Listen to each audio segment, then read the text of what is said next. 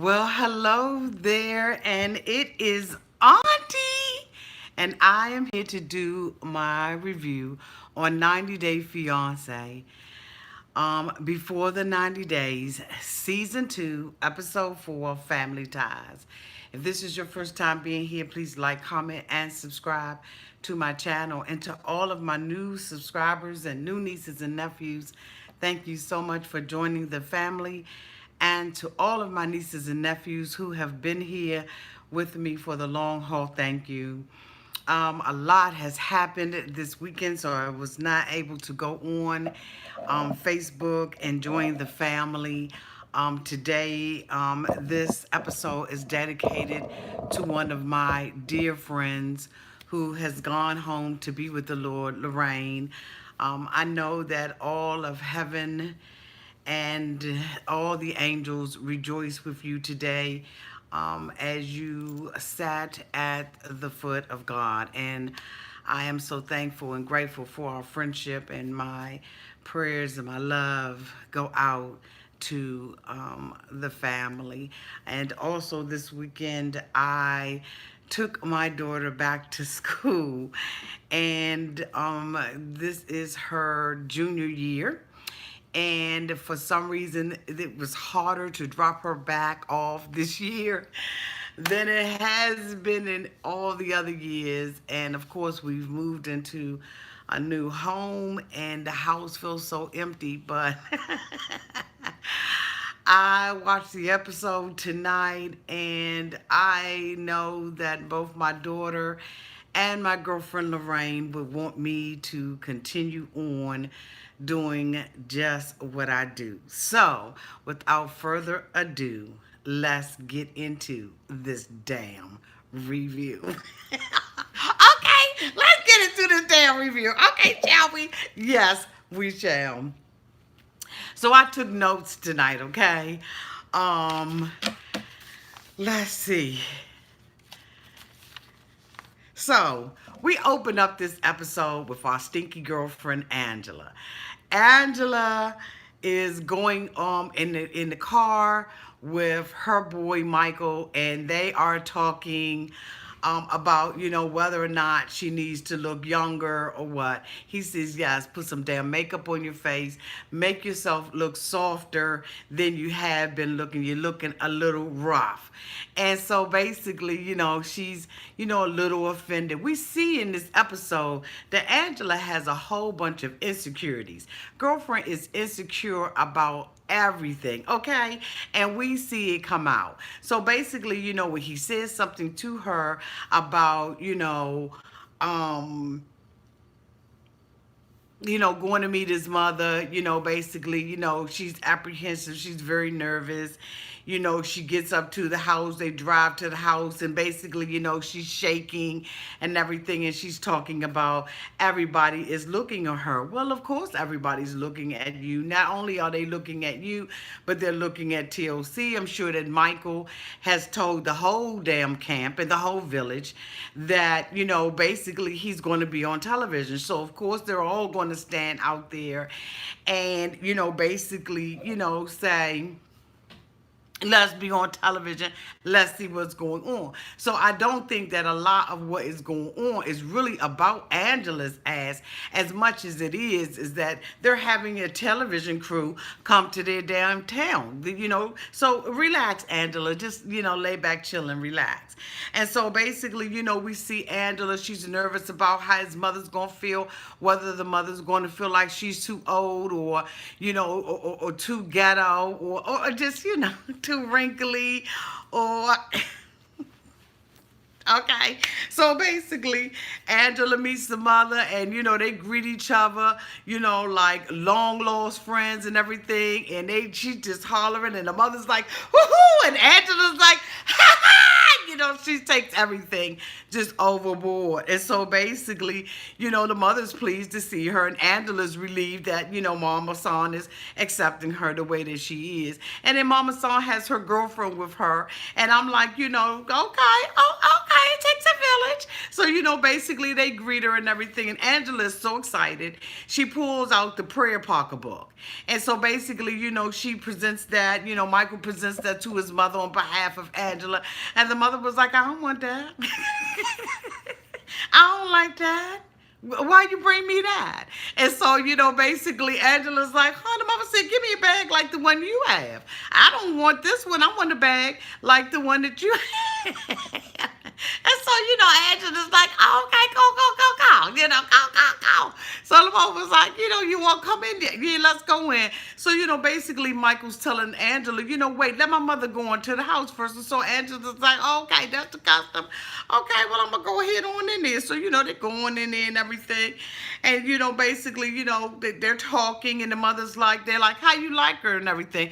The mother said, I like her, but look, she won't. She gonna take care of my son. I like her. I mean, he like her, I love her. Because basically, she'll be able to send everything back, to America and get her son over in America. So, basically, she's like, oh, okay. Okay, I like her. So they sit down and everything, and Angela basically Angela asked the mom if she's concerned that, Michael is dating her. She's not a Nigerian woman. Is she concerned that, she's not going to be able to take care of him like a Nigerian woman would and all that kind of stuff? And the mother was like, basically, the only thing that I'm concerned about is gun violence. I'm concerned whether or not my son is going to come over there. We've been looking on the news and seeing that a lot of, African-American men have been dying, because of gun violence. And so Angela, she's like, do you have a gun? And so, Michael interprets and everything. And Angela was like, I don't have a gun. Yeah, I got a gun. I got these right here. I just think she's so uncouth, but she's just having a fantastic time. So Auntie is trying to go on a ride with her, but I don't know, okay? So basically, she says that this is the only gun that she has, and I find that hard to believe. But anyway, so she's like, I won't let anything happen to him. Let me tell you something, boo. When he's driving while black, ain't a damn thing that you can do to help him. Unless your ass is going to be in the car with him every time and you're going to be the one driving, you can't prevent what may or may not happen to that man when he's behind the wheel of that car. But okay, Auntie digresses off of that. We're not going to talk about that. And so, basically, Angela is presented with a food, a plate. The mother's really happy about it. She's very pleased. Her and her girlfriend, the girlfriend sitting there signifying and everything. And so basically, Michael says, my mother made this just for you. This is a very expensive meal, and it's snails. And so Angela's like, well, whatever the mother gives me, I'm going to, oh, thank you, Liz Moore, for the $10 super chat. Hello from San Diego. Thank you, Auntie, for all you do. You're so welcome, sweetie. Thank you for being here. And so basically, they lay the plate out, and, it's a plate of snails and everything. And Angela says, I'm going to make sure that I eat everything that the mother said, puts before me, but I'm kind of scared. And so basically, she takes the snail and she picks the snail up. Now, why she didn't take the slug or snail or whatever the hell it was and cut it in pieces, I don't know. But she puts it into her mouth, kind of barbarically and everything. And she bites down on it, and it's chewy than a mofo. And, and so, she biting on it and don't go, because I don't know. I don't know if I could have eaten it myself. I'm getting sick just thinking about it. And so when she gets it in her mouth, the mother's looking like, let's see how she handled this, and everything. So the girlfriend's looking like, because they're very proud of this meal that they have presented to Angela. And so basically, Angela doesn't like it, can't chew, and she says, Michael, kiss me. And so Michael's like, what? She said, I need you to kiss me so I can get this shit on. So he was like, what you say? She said, I need you to kiss me so I can get this shit on. So he was like, okay. So, they give him a kiss, and she drops the bitten snail into Michael's mouth. I was like, oh my God, this woman is so nasty and has no coof about her. I mean, just No etiquette, nothing. Angela is just straight trashy when she does that. And I was like, she is a nasty. So Michael basically takes it, he eats it and everything. And so the mother was like, besides the food, I like her. You know what I'm saying? Because, it really is a bit disrespectful for Angela to have done something like that. I mean, really, a lot of times we're in restaurants and we don't like something, we know how to take a napkin and dispose of it without anybody seeing us, just upchuck it in somebody's mouth. Why Angela thought that that was appropriate, I don't know. And then all of a sudden we get a knock on the door and it is Michael's friends. And so, she's saved by the doorknob. And so basically she goes outside with them and, she asks them whether or not they're Michael's age and everything. She's loud and boisterous than a mofo. And so, basically, they go outside with her and they meet grandma. And, so all the friends are like, oh, okay, whatever. So she's like, I'm older than all of you all. And so basically, after she said that, she's older than all of them, she asks about the picture. Angela is still concerned about the picture. She doesn't know whether or not Michael is embarrassed by her. So she brings it up to the friends. After the friends say basically the same thing that Michael said, that if he's riding around and he gets pulled over with this picture of this white woman in his phone, that he could be arrested for scamming, because as we know, Nigerians, unfortunately, you all, they do scam.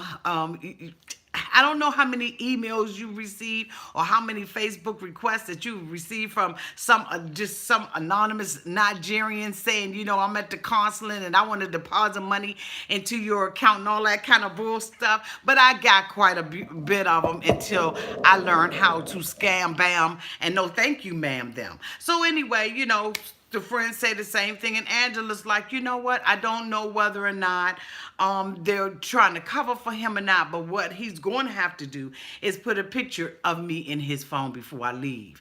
And so she asks Michael, can you put a picture in there while I'm here? And so he's like, okay, that's what I'll do. And so, of course, this is the first time, well, not the first time, but now we really see Angela's insecurity. She passes it off and says that this is about, her family, being skeptical about it. But you know what? At the same time, we really see that Angela really has a lot of issues. The next person that we see is Darcey and Jesse. What? I don't, really, like, okay, come on. So basically, Darcey and Jesse are at dinner. And this is still her birthday. And, she's elated from the day, but she's very skeptical too. She knows that her and Jesse doesn't have the best relationship, that they haven't been getting along well. And so basically she's like, we're going to go ahead and cap this evening off and we're going to have a great time having some pizza and a salad. And so basically, Jesse starts going through pictures and Darcey says, which one you going to post to your Facebook page? And so I'm like, the hell is she asking him about the Facebook page for? Excuse me one second. Samantha Asia, thank you so much for the $4.99 super chat. Auntie, thank you for the laughs. I always look forward to you being on. Oh, thank you so much, Samantha Asia. I appreciate you. And so basically, she's sitting on there and she's asking him about, if he's going to post to Facebook. And I'm saying, Darcey, god damn. I mean, it really is getting to be too much of social media. She's like, but I don't have access to your Facebook page. I don't go on it and everything. So, I really don't know what you're going to pick. And so Jesse's like, grow the hell up, Darcey. Why are you worrying about, where I'm going to be posting to and X, Y, and Z? And so she's like, look, I don't want to be bullied. Let me just say, she says that, basically, it was a beautiful moment with him meeting her daughters. And then this is something that she's going to remember for the rest of her life. And she believes that a marriage proposal is imminent, that, he's going to be proposing to her. And I'm saying, Darcey, what the hell is wrong with you? This man has no intention on proposing to you. Thank you, baby Groucho, for the $1.99 super chat. She says, hi, Auntie, cousins. I'm glad to be here. I'm glad you're here, too. And so, basically we see, sort of what Jesse is talking about, with these delusions that she has about, this grand, wonderful white picket fence life that she's going to have with Jesse. I'm afraid she's just not going to have that. So anyway, she tells Jesse, Darcey says, well, Jesse, we're going to pick the pizza up and we're going to eat the pizza folded. And he says, God, no, we're not going to do that. That's no etiquette. You don't have any etiquette. Well, Jesse, you know what? Here in the United States, some of us take our pieces and we do fold them and we eat our pieces that way. So it's not really a big deal. And it has nothing to do with etiquette. It's just the way some of us like to eat our pieces. And so, but everything that she says, he has something very negative to say behind it. And he's very smart and he wants her to get herself together and he wants her to live a good life and he wants her to be, mature and build this foundation of a relationship. And I'm saying, Jesse, you know what? You every time this girl says something, it's never right. It's never enough. And I just don't know why Darcey is even staying in this relationship. She knows that this relationship is tumultuous. Every time you turn around, these two bitches are arguing, and it's just too much. And she feels like he bullies her and tells her what to do. And I absolutely have to agree with Darcey as well as that relates. She said that she tries everything to please him, but she feels like he puts her down. And she said he talks louder when she says her piece. What a dumbass. Darcey goes, so basically they end up arguing at the table because, Jesse doesn't like the fact that Darcey has said something about the social media thing, and he feels like she needs to make a decision on whether or not it's going to be him or whether or not it's going to be, Darcey. She has to make a decision. Thank you, Asia1601 for the $10 super chat. She says, hey, auntie, hey, cousins, love you too, boo. Thank you so much for the super chat. And so, basically, Jesse gets up and he storms out this time. Now, his ass is, the drama queen or drama king, as you may, whatever. And, he's saying that he doesn't want to talk about it anymore. He doesn't want to talk to her. He's done. And so, basically, Darcey gets her ass up. I mean, damn, can y'all eat a meal? Can these mofos eat a meal? So anyway, she gets up, she storms up, she gives the mic back. I'm gone. They, the producers and the cameramen and the grip men and everybody is yelling and she's, walking down the sidewalk and everything. And I'm just like, this is just too damn much. We see her come back to the hotel room. She's devastated because her and Jesse have been arguing. And he walked away from her, so she had to be the one to do the grand walk away and walk all the way the hell to the hotel, I'm sure, which was probably a couple of doors down. And then she goes into this, she changes her clothes, and she comes out with this sweatshirt on, and she's still got a full face of makeup. And I'm saying, how the hell, tell me what kind of makeup is she wearing that it is not rubbing off on those damn pillows? I cannot understand it. And so basically she lays in the bed and she contemplates the relationship, and then Jesse comes in later on. And so basically, he comes in and he's like, I'm going to go ahead on and sleep in the other room. Well, bitch, just go and sleep in the other room. You don't have to make a grand announcement or grand entrance and everything. He says, Darcey, I just, we have to talk in the morning and I'm hoping everything is going to be okay. So he leaves out of the room. He knows that that's not enough because he's such an asshole that he has to make sure that so basically, she lays on the bed and she's crying and everything. And of course, she's crying into her gray sweatshirt because she's going to have to pay an extra fee when that ass checks out for messing up their pillows with all that damn makeup on. So anyway, he comes back in and he gets down on his knees and she says, I just want to be loved. Please, I beg of you. Love me, Jesse, please. Please, please, please, please. Sound like a James Brown record. So anyway, he's like, Darcey, this is a once in a lifetime relationship. I really love you. I care about you. You just don't understand. I just need you to get yourself together. I need you to be perfect. I need you to walk on eggshells for the rest of your life with me. I need you to walk like you're walking across hot coal. Goddamn, when I tell you to do something, bitch, to do it fast. I need you to just be everything that I'm not because I'm so insecure and I'm so narcissistic. At the same time, I just need you to just... The next person we see is dumbass Ricky.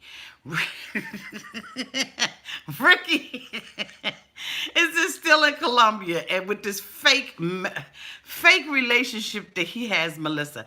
It has come out that, allegedly he faked even TLC. He pretended to have this relationship with Melissa. Allegedly, some people have read his text messages that was on his phone, and they discovered that he told Melissa that they were just friends and that it wasn't a relationship. He just wanted to come out there. So I don't know if he fooled TLC or not, but allegedly this is what is being said. Okay, so basically, he wants to meet her at Porter Plaza. And he's talking about how good the Colombian coffee is. And I'm just like, what? Is it that good? And so he's talking about how he been drinking coffee all day and he just been waiting on Melissa.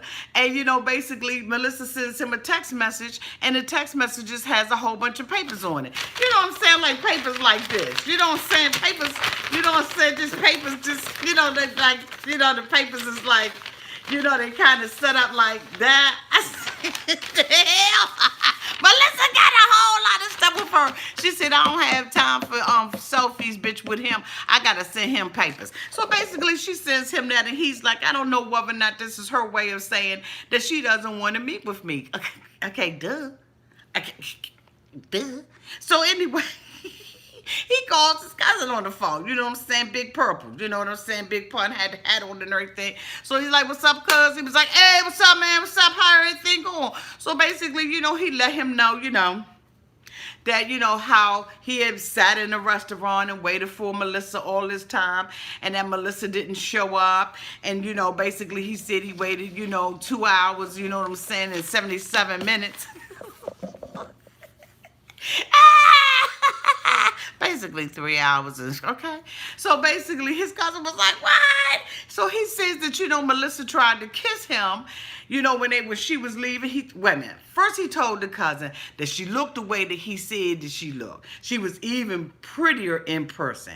And so the cousin was like, what, man? Say what? Because we had taken the, damn, I lost the pool. So he was like, what pool? He was like, the pool, because we was like, okay, what is it going to be? Is it going to be a man, a woman, Nicole? Who's going to be? It's going to be Danielle. Whoa, I lost the pool. So basically, he's like, okay, okay, well, good. So he's like, but when she tried to kiss me, I turned and gave her the cheek. So his cousin was like, wait a minute, man, you pack all your stuff up. Get your fanny pack on. Go all the way to Colombia.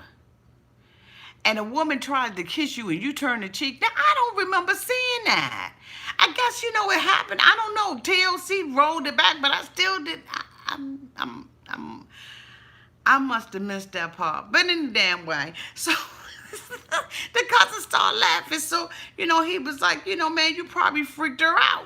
And he was like, what you mean? He was like, I mean, the woman tries to kiss you and everything.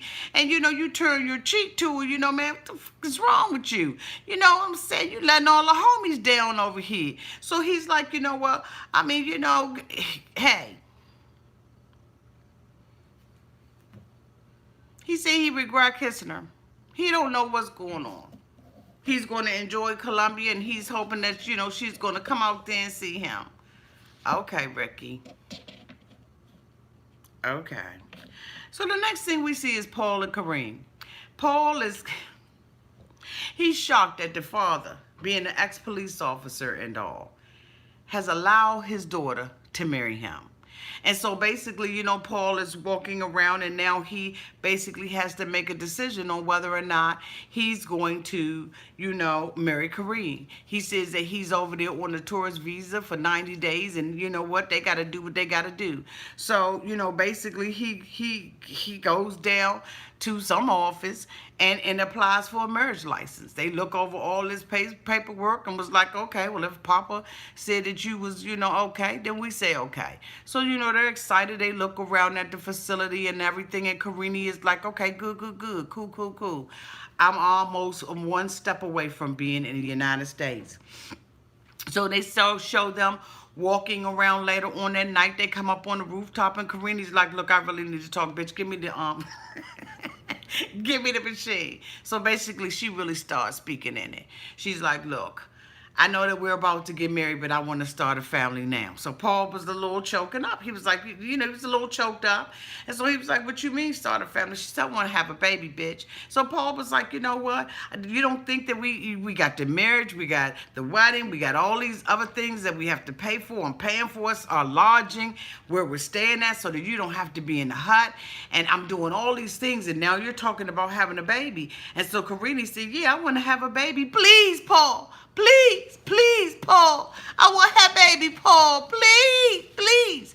So basically, Karine says, look, I want to have a baby because I need him to keep his commitment. I don't need him to go back to the United States because I just might lose him if he does. And so I'm saying, oh, okay, Karine, there go the truth. Now the truth comes out.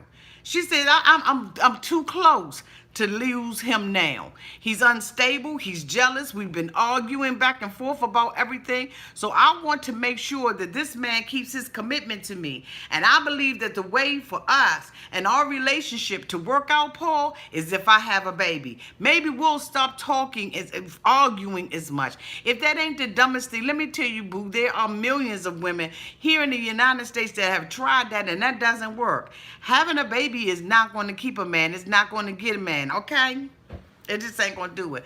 But okay, you go ahead on and keep thinking that. The only reason why you're probably gonna stay with Paul is because Paul nobody else wants his ass. Because nobody wants to take the chance of having their damn house burnt down.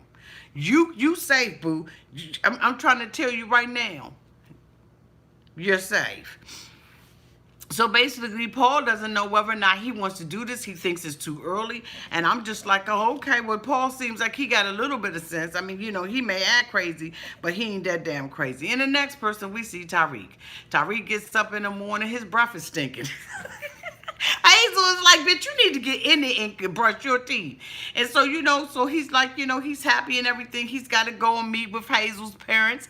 And he's like, you know, I just got here, you know, and I got to go meet her parents already. That's a little odd. But the thing about it was when he got up in the morning, he made sure that he let the TOC producers and everybody know that he didn't get any affection from her, that they did not have sex, that the pillow barrier really did work.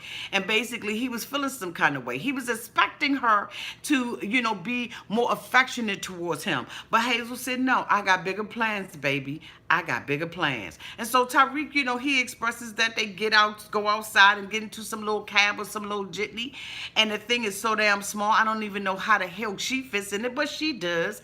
And basically, you know, Tarik can't really get in it because he's a big guy and, you know, he's chubby according to her. And so she's laughing and thinking that it's so funny because he can't get in it. And I'm thinking to myself, damn, I would lose a whole lot of weight when I'm in the Philippines because my big ass would have never been able to get into the little jitney or whatever the hell that was. Like, I don't know what that was. That looked like something off the old Batman and Robin. I just was like, what the hell is that? So, you know, like I said, Auntie would have lost a whole lot of weight because my big ass just would not have gotten it. And so now they're on their way to her parents' house. In the meantime, we're on the other side of the world. We're over in London, and we're greeted with Rachel and Wolfman Puck. So basically, Rachel wakes up in the morning. She's elated. She's playing with baby Lucy, and all is right with the world. But she has to go over there and meet his sister Abigail, better known as Abby. Now, she says that, you know, Abby is one of those type of women who says what she wants to say out of her mouth. She doesn't have any concern about anybody's feelings or anything like that. And I'm like, oh, okay, cool. Okay, I mean, you know, she needs to go. Basically, the producers asked them, did they have sex? How was the night? Now, come on, TLC. You're already following these mofos around, and you're going to ask them about what happened. Neither one of them really wanted to say what happened in the bedroom. Rachel says that, you know, she thought it was okay. And John says, you know, if I've had better. But I mean, you know, baby Lucy was in the bed. She said, well, not with us. And he's like, well, baby Lucy should have been in the bed because, you know, it won't that good. But I just was like, okay, so, you know, okay. So basically, they go over to meet Abby and everything, and they come in, and Abby greets them at the door and everything. And Abby's like, I really can't keep up with my brother. When he was younger, he had a whole lot of women, like 2 years ago. And, it was so many women coming in and out of the house that I couldn't even figure out what was really going on with them. And so basically, Rachel comes in and she's like, Rachel has this attitude about and this way of thinking that, everybody is against the relationship over there, and, they have some alternative ulterior motives. And I don't know whether or not that's the fact. I think that what they have seen is this man be a dog for so long that seeing this woman come over here with this baby is something very different from them. And so they're a little, they're a little suspicious about the relationship. Is this not John's baby? And I think that if I was John's sister, I would be thinking the same thing. If I know my brother has been a wolf man, you know what I'm saying, all his life, and he's been getting all the little kitty cats to the yard, and then here comes this woman who has no sex appeal, doesn't look good, look a little mannish, a little masculine, as Michael would say, and she got a baby in tow, I would kind of be suspicious too. The sister sits there and she talks to, them about the relationship and everything. And, John makes up this thing and says, he hasn't ever been happier in another relationship. And I'm saying, what the hell? Why would he have to say that? And so the sister is kind of dropping little nuggets off at Rachel and saying, when he said, she said, well, I've never seen you date a woman with a baby. This is the first time I've ever seen you do that, John. And he said, well, it's only been 2 women. And so the sister was like, bitch, what?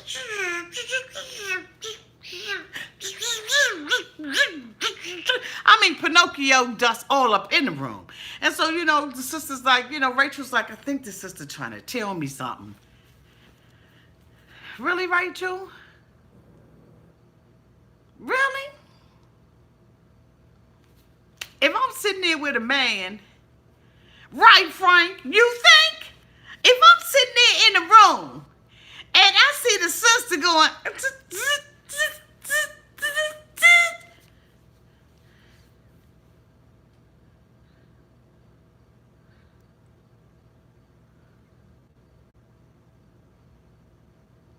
I'm on the first thing smoking.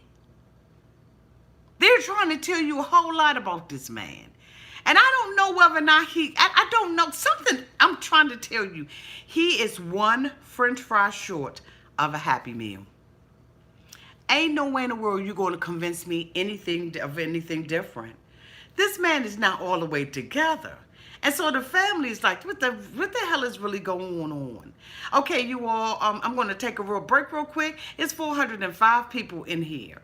And I only have 143 thumbs up. If you all can thumbs up when you come into the room, I would appreciate it. YouTube knows that you're here, and so do I.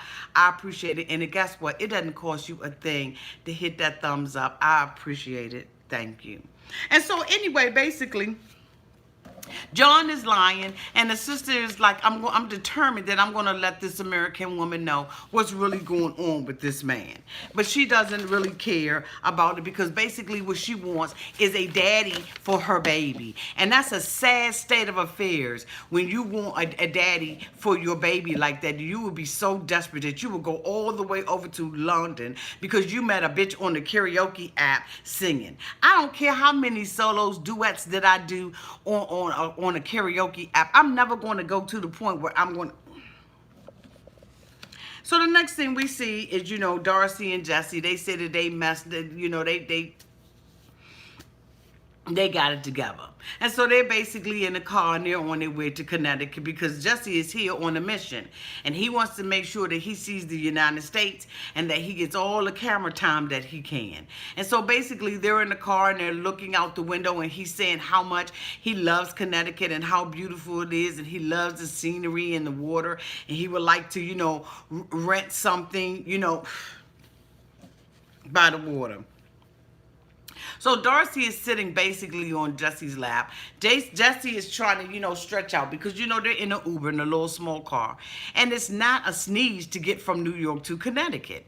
And so, basically he's trying to stretch her. So now this bitch gets an attitude and says, you know what, let me move over here because you elbowing me. You damn right. I would have been elbowing you and pushing you the hell off of me. Move the hell over, ponytail. So, basically, she moves over. So Jesse's like, God dang, all I'm doing is stretching. And she's like, Darcey, what is going on with you? You are uptight about everything. Like, there is nothing she's not uptight about. Now, I know that Jesse is wound up a little tight. Like, just, they're just not compatible. Like, this is not going to work. I don't know why they're doing this. I don't know if this is a business deal or what the hell this is. But this relationship is just absolutely not working out between the two of them. They can't get along for 30 minutes before they're arguing about something. I just do not understand why neither one of them. It's almost like Gladys Knight, because neither one of us wants to be the first to say goodbye. Say goodbye and be done with this bullshit. We are tired of it. So anyway, basically, she said that she rented an Airbnb. She wants him to meet her sister, her twin sister, Stacey, and everything. And then the thing about it is Darcey says she's a strong woman and she does not want the bickering around her children. But you don't think that your children are looking at the episode, Darcey, and that they understand that, this man is not treating you? Do you think that this man who has been used to emotionally and mentally abusing you, you think that it's just going to stop because your damn kids are around? No. This is the type of guy that would do this stuff in front of your children. Jesse doesn't have a problem with doing that because he's so used to abusing you and saying what he wants to say to you, and you tolerating it and saying, I'm sorry, I'm sorry, I'm sorry, I'm sorry. I'm telling you, Darcey girl, you are in danger. You are in danger. This man doesn't give a rat's ass about you. And you think he cares about your children? He already said that you're delusional. If you would ever think that he would be a stepfather to your children. What the hell? Do you not look back at these clips? When you come on a reunion this year, you better have your shit together. You understand what I'm saying, Darcey? Have your shit together. You need to come out there and get a couple of people to, like Phaedra on Real Housewives. You need to get her to write some lines for you. Some shady stuff, that you can say to him because So the next thing we see is mentally exhausted Angela. She has met the mother, she met the friends, and she said, frankly, her ass is just exhausted mentally. So, she just wants to lay at the hotel. But Michael said, no, you don't get your big ass up and we're going to go down to the market because I need you to get some African kente cloth, a dress or something made out of. So he wants to dress this white woman up in a gear. Okay, that's his boo. That's who he chose to be with. Auntie's down with the swirl now. Okay, so I don't see nothing wrong with it. None at all. But Angela does. Angela says, I'm big. And so, they're walking through the market and everything. This is something she's not want to do, but that ass saw that pack of Marlboros. Angela saw that pack of Marlboros and was like, oh, I'm going to get me a smoke. He's like, no, don't want you to smoke. She's like, no, bitch, I am going to. Angela was damn near loose. Angela saw them cigarettes. She said, bitch, I'm buying me some. He said, look, I don't want you to smoke. I don't want to be with a woman that smokes. Angela said, I could already taste that cigarette up to my mouth. Ain't a damn thing you gonna be able to do to give me them. She gonna drag down on this. She gonna be like Danielle's girlfriend.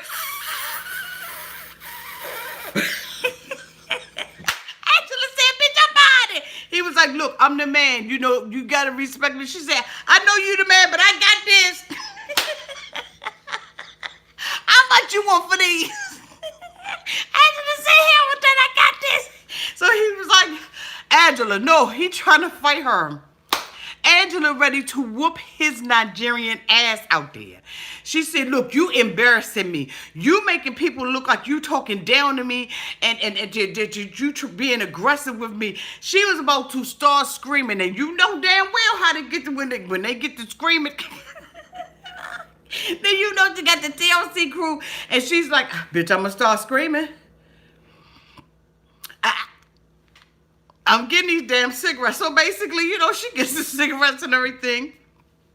And Michael is disgusted. Michael cannot believe that. He says what he wants her to do is buy an outfit to embrace his culture. He says that, in Nigeria, they, couples wear the same little outfits. You know what I'm saying? They hook up. We see all that. We see that Bama here, right? I ain't even gonna go there, but I'm just saying, we see how they do, when they be dressed up together, they got all these shingles and stuff like that on their shoes and stuff. I mean, that's their culture. That's what you like. You like it. I love it. But I'm just saying, sometimes I think it's a bit too much. I have some kitty cloth outfits myself, and in my living room is set up that way, so I really do respect the culture.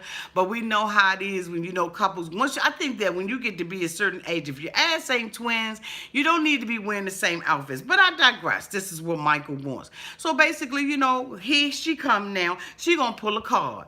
Well, I wasn't Nigerian. You knew I was a white woman when you was dating me. So he said, I know you was a white woman. What the hell that got to do with kitty cloth? And I'm thinking the same thing. What the hell did that got to do with kitty cloth? Buy the damn thing. So she's, basically she said, well, I'm self-conscious and I'm a little embarrassed because, I'm big. I'm a little big. And so he was like, okay, well, so they get in and, the nice little young lady is standing there and everything. She's like, how y'all doing?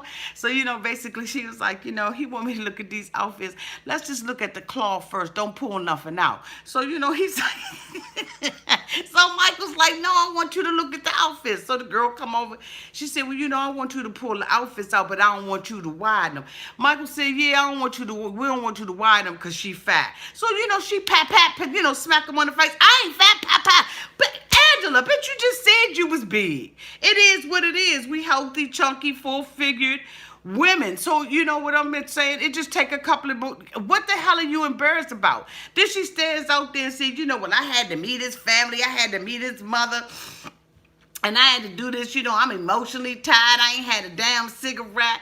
And, so basically now he want me to do this. And I'm a little fat right here and a little fat right here. And I'm saying, girl, go ahead and be fat right here.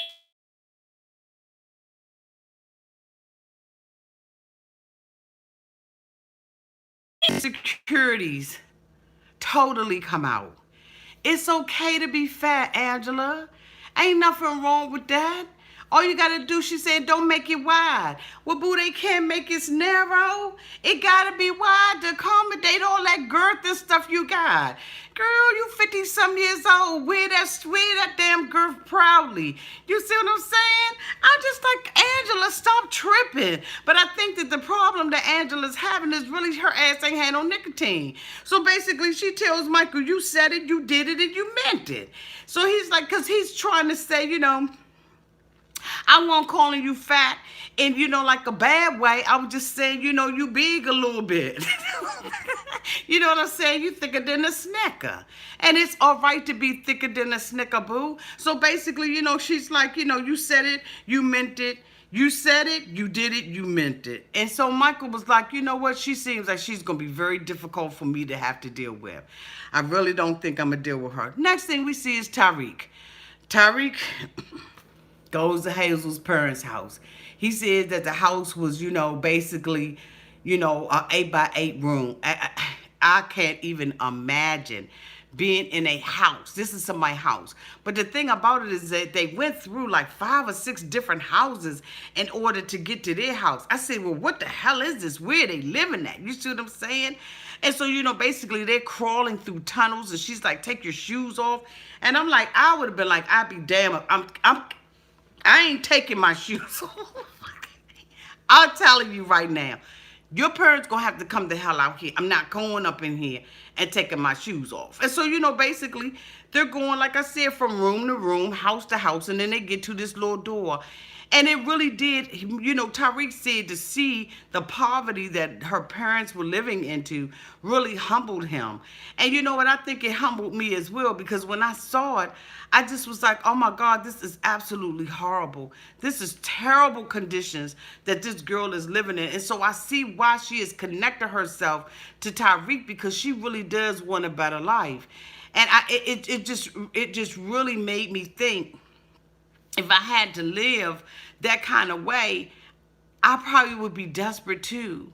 I probably would be doing all kinds of sex lines and hotlines, mail order brides, doing a BOGO, you know what I'm saying? Buy one, get one. I mean, it just, like, I probably would be doing all kinds of stuff to get out. So I do recognize that, this is like, this girl is really, really, really, really poor, and her parents. And so, basically, her parents are talking back and forth to Tarik about, what it is. They want to know, damn it, are you going to marry her? And, the family was like, so the mother was like, so she asked Tarik, and Tarik was like, damn, I didn't know we was going to be going that hard. And so, he was like, marriage is, it's one of my plans. I plan on being married. And so basically, she's like, oh, okay. So the mother said, now. So, now. So she said, joke, joke, joke. The dad was like, joke, joke. And I was like, no, this ain't no joke. Y'all serious about this. Y'all definitely want Chubby to marry her, because y'all like, yeah, we need some of that American money. Hazel said, you know what, if he marries me, this will help my whole family. That we both can get up in here and we can work and take care of my family and give my parents a better life. And I'm trying to tell you, like I said, I will be selling ass, buy one, get one, to get my ass up out of poverty like that. So I definitely understand. Tarik is like, you're not going to, have me make a commitment today. Although we know that Tarik has a ring in his finger, he's still trying to hold out. I think he's trying to tap that, real quick. And then he'll make the commitment. But, he realizes that the family is very religious. Everything that the mother is saying, she's going up like that, up to God and everything. Because when he told the mother, he said, tell your mother, I see where you get your looks from. And so, she told her mother, she said, Mom, he said you beautiful. She said, oh, glory to God. It's all because of him. Oh, glory. God is so good. Hey, hallelujah. So then when she said something to the father, he was like, and tell your dad I said he was handsome. So she tells the dad, and the dad was like, he ain't get no praise. You know what I'm saying? He ain't get no praise. He lied. I said, okay. So basically, the joke was on Tarik. So they said, Tarik, what we want you to do? We want you to go to church with us. So Tarik said, all right, that's what I'm going to do. So next thing we see is Paul. Paul is in the cafe. He's calling his mother.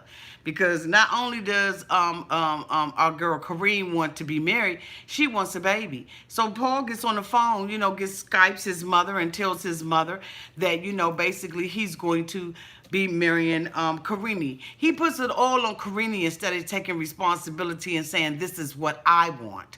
Because let's not forget that Paul had a ring in his pocket on his way over there. So he had every intention of marrying Karine. She's already taken the STD pregnancy test. She's taken another pregnancy test. And so, basically this is what Paul wants. But he doesn't want his mother to know that, this is something that he wants as well. So, the mother's like, no, Paul, you can't marry this girl. And Paul's like, well, this what Karine want, and Karine want a baby. So the mother was like, what the fuck? I mean, Paul, you done took your ass out there. How many days you got to be out there? So he's like, 90 days. And so the mother was like, I mean, come on, you ain't even got no money coming in. You don't even have any income, Paul. How in the hell you going to take care of her and the baby, bring her to the United States and all the stuff that you want to do? And you, what the hell? So basically, Paul's mother was like, no, neither one of y'all are ready for to be married or to have any children. And you know what? I'm afraid that I have to deal with Mom Hairlock, Sherlock Holmes. You see what I'm saying? Sherlock, locks of hair. Okay, you get it. So the next thing we see is John and Rachel. They're sitting around, the campfire with little Lucy. Stuff really starting to get real. She set us up there and she just wants this man to be her baby daddy.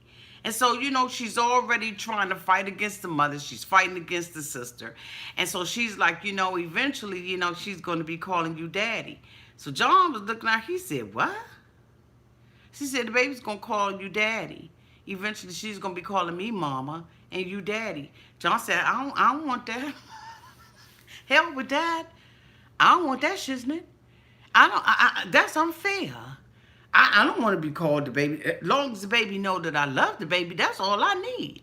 He said, let me tell you something. I didn't have a good relationship with my father. And so, basically all my father did was gave me 23 chromosomes. I don't want no relationship with this baby. I think it's unfair, and I don't want the baby to be calling me that. And so Rachel's devastated because this isn't what she expected. She expected, she went over there with that bullshit that, the baby is a package deal. And then, he got to accept her and the baby. Well, how that's going? How that's working out? Okay, it's not. So he's like, no, I'm not taking on that responsibility. Like I said, I didn't have a strong man in my life, and I'm not doing it, Rachel. He said, I think it's unfair. And you know what? That was the most intelligent thing that he has said since he has been there. He does have an awareness about this. Damn it, he can sleep with you and he can do all that stuff. He just might buy a damn crib with some stuffed animals in it. But what he ain't gonna do is take responsibility for baby Lucy.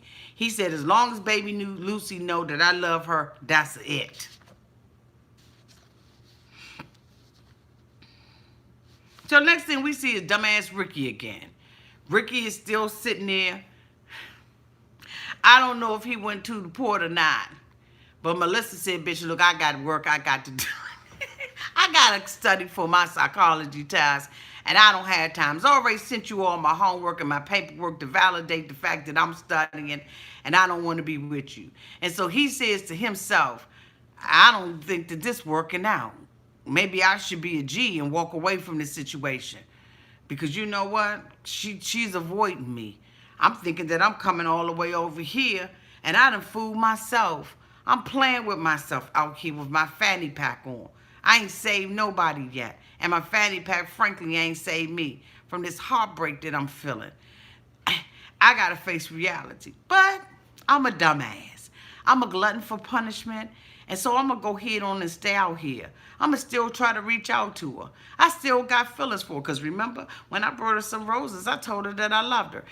That's the symbolism for red roses. You dumb. He said maybe he was naive to think that something would happen. No, I'm afraid what's happening, Captain, is that your whole storyline is getting busted. Because see, TLC ain't been off your ass. I know they riding around everywhere you going. And they seeing all the little holes in your little story, Slick Rick. So the next thing we see is Paul and Karine. Paul said he's been living with Karine for a while, and he feel like he living with a 12-year-old little girl. The daggone hotel, motel, Holiday Inn that they staying in is filthy than a mofo. Stuffed animals and toys and unicorn slippers, potato chip wrappers, all kinds of stuff all over the place. And all Karine feel like she got to do is lay up in that bed. Paul said, I got to get up and I got to clean up in here. We see Paul get up and he starts cleaning up the apartment and everything. And he says all Karine wants to do is lay in bed. He says she left her parents' house. She was filthy over there. But I thought it was because they ain't had but one bed in there. So she was, the stuff was just laying around because they didn't have storage. But now that her ass been here and I got 5 storage bins and I got all kinds of trunks and suitcases, she just a nasty ass. So we see Paul getting up, he, wash washing the dishes, cleaning up the plates and everything. And, you know, basically, Karine, her attitude is, I should be able to lay my lazy ass around. I should be able to step over top of all of this trash in here. Paul's trying to be like a father to me. No, Karine, grow up, young. You sit up here with this American man, you think that because you give him a baby and all that's going to make everything cool in the game? No, that's not gonna make anything cool in the game. You're not bringing nothing to the table, goddamn. You ain't bringing nothing to the table but laziness and triflingness. But as we all know, Paul is already married to Karine, okay? So, and she pregnant. So everything she wanted, she got, because you know what? He's a dumbass. Somebody sent me a video today, I believe it is, to my Facebook page, Auntie's Advice Official, indicating that the girlfriend said that he is dangerous, allegedly. And so, you know, I've got to go back out and read that article, and we'll come back tomorrow when I do my marathon, and we'll talk about this, okay? So basically, Paul is stressed because Karine can't stay off of social media. They're out and they're supposed to be shopping and doing grocery shopping. You know, she's supposed to be doing the woman thing. She don't know how to pick nothing out on the shelf. She doesn't know anything. Now, you know Paul is OCD. You know he OCD. So you're going to have to pick the stuff out on. He grabbing bottles and everything, and he ain't got no rubber gloves on. Bitch, you was in danger. Paul about to, you know what I'm saying? He about to whoop that ass. You know what I'm saying? So, you know, basically, you know, she's walking around bumping into stuff. She really doesn't care. And so, you know, but they're not communicating. Like the mother said, y'all don't really know each other. Y'all still talking on the app. You don't know her language and she doesn't know yours. And so I'm just like, you know what, you know what, Mama Son, you right, Sherlock. You're right, Sherlock. And so basically he said, how can, you know, Karine want a child when she can't take care of herself? She's a child her damn self, and she really is. But you know what? You enabling her to be a child, because you should have told her to get her ass up and clean up with all them damn unicorn slippers and teddy bears and emoji. So next thing we see Tarik. Tarik ass and went to church. Oh, Tarik. Tarik is up in the church house. Because he got cameramen and he black, he get to sit inside the service. They had mofos going for blocks just trying to hear the word.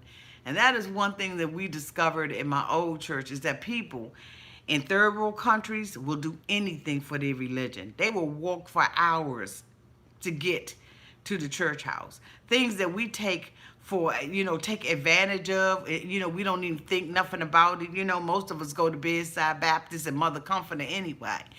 But they take it seriously. So Tarik is up in there, you know, and the pastor, he's full of the anointing. He just up there screaming and hollering and God be in the place, and you know, okay. Come on and give the Lord a high praise. Hallelujah. Hallelujah. Come on and give the Lord a high. I said, okay. Let's go. He said, come on, speak in tongues. Speak in tongues. Tarik like. I said, Tarik, all you had to do, boo, was take another 30 minutes. And you could have went to my grandma's church. And you'd have saw the same people doing the same thing. Down there on that floor. Jesus, Jesus. Okay, them old grandmothers from that old church, they get up in your ear. Y'all know what I'm talking about, sisters and brothers out there. They get up in that ear and they want you to tarry for the Holy Ghost. I want you to get the of God to fall down on you. Come on. All up in your ear. You be like, oh, God. Mother down up on the floor. You know what I'm saying? The mother, the father down there.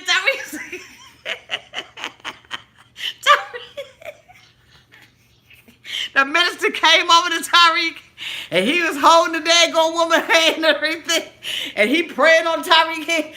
Yes, yes, and Tarik like, He tried not to laugh and everything. Boy, I'm trying to tell you, don't you laugh. So basically, he said, man, I ain't never seen nothing like this before in my life. I can't wait to get out of here.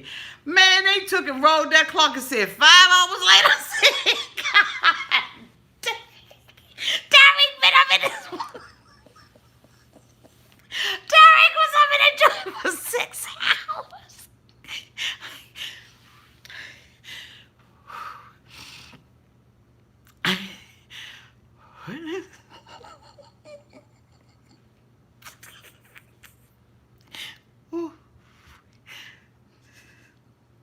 I remember we used to go to church. The Holy Ghost be coming down on them people. They be.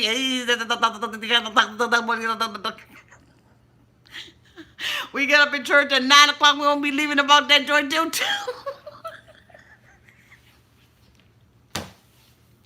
Tarik, trust me, boo.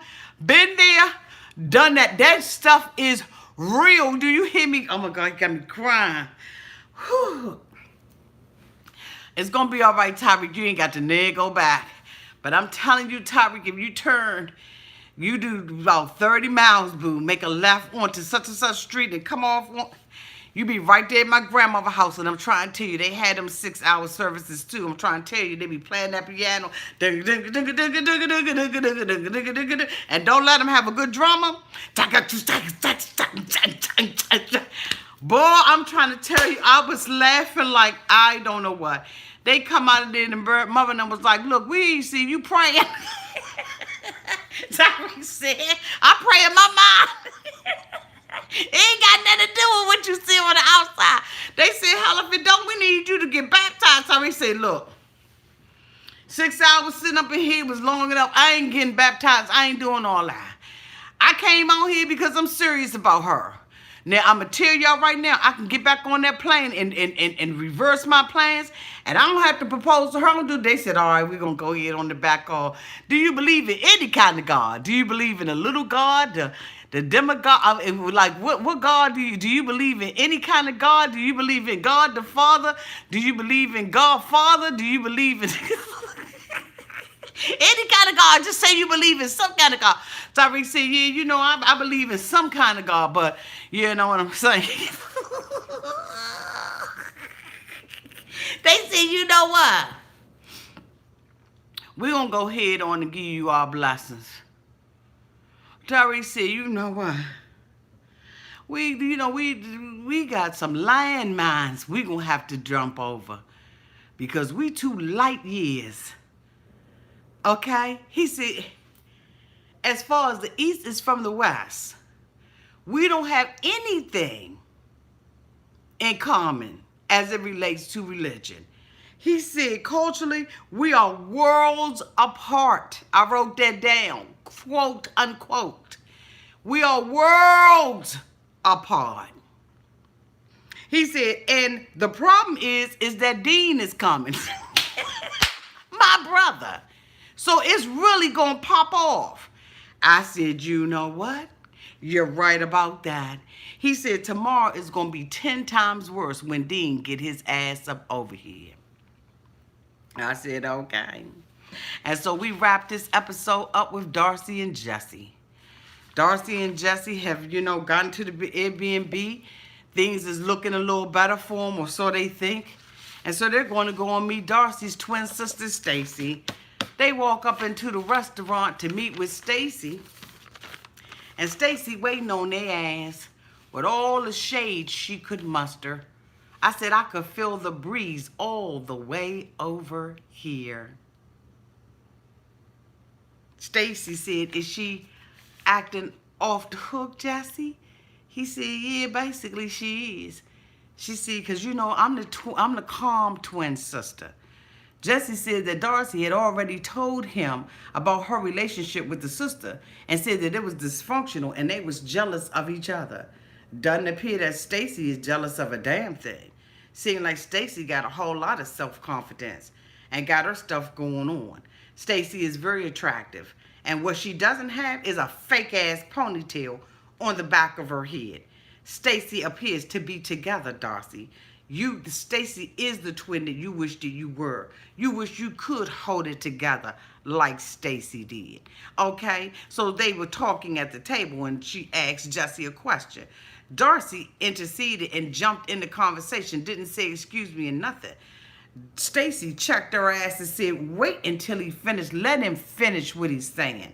Jesse loved it. He loved Stacey too. Bet you if he had another opportunity, he would do it all over again. Darcey is sitting at the table. Now she's defensive because her sister Stacey is calling it out. She said, how was your birthday? How the birthday end? Darcey said, well, we didn't have any cake. We didn't get to the birthday cake because, things were going on. So she said, oh, really? Oh, well, who popped off first? She's looking directly at him. She knows her sister. She knows her twin. She knows that she's insecure. She knows that she's rude as hell. She knows she don't have her stuff together. And so basically Darcey is sitting there the whole night having to defend herself because Stacey is letting it rip. And Jesse is eating it up like last night's pork chop. Okay? He's sucking the bone and the marrow out of the conversation he's having with Stacey. And so they get up and they walk out. And Jesse is talking to TLC. And Darcey is standing there. And she interrupts and Jesse said, I'm talking. I'm talking. I said, okay. He done took this overboard. The sister has just given him permission to be a little bit more disrespectful to her sister. Sometimes as sister, just because you all have your problems and you know stuff, you don't give anybody ammunition. See, here's the thing, Stacey. You don't know everything that's going on. Darcey hasn't told you. And while your sister is a little psychotic and she is a little bit on edge, some of it she's doing because she is justified in it. This man talks to her like she is nothing. So I understand that you all got a little bit of sister rivalry and there's some stuff that's going on. But Stacey, you don't do that. You don't throw your sister up underneath the bus. You don't give this man ammunition to use against your sister. Because let me try to tell you right now. He got into it right then and there. Every time she tried to say something, he belittled her and cut her off. I don't even want to talk to you anymore. Well, take your raggedy ass comb over and go on, Jesse. Darcey, let me tell you something, boo. I know you and Jesse look at my reviews. I know he's had some little sidebar conversations and some little shady. I was about to.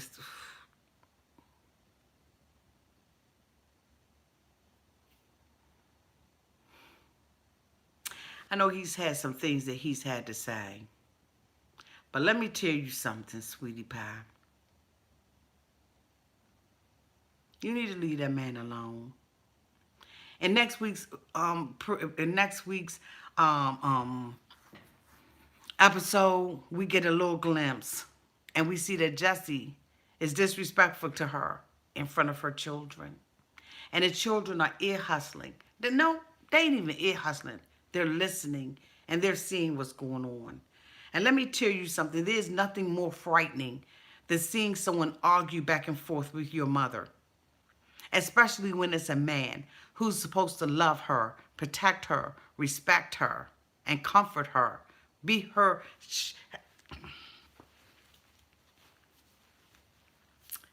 But anyway, we'll deal with that when we get to it. This week's episode was a hot ass mess thanks to TLC. If I was to give this episode a rating, I absolutely would rate this TLC a B. I thought that this was livid. The church scene all by itself was to die for. Thank you, TLC, for another wonderful episode of 90 Day Fiance before the 90 days. Thank you all so much for being here. I hope you enjoyed this review. Again, please feel free to like, comment, and subscribe to my channel. Until tomorrow during our marathon, yes, you all are going to get a marathon and a call-in session with your auntie tomorrow. You all have a great night. Start your Monday off. Have a great day on purpose. Make sure you do something kind for yourself and for someone else. Tell somebody that they look great, and just share the love that you would want shared towards you. Until next time, I love you. Mwah. Good night, y'all.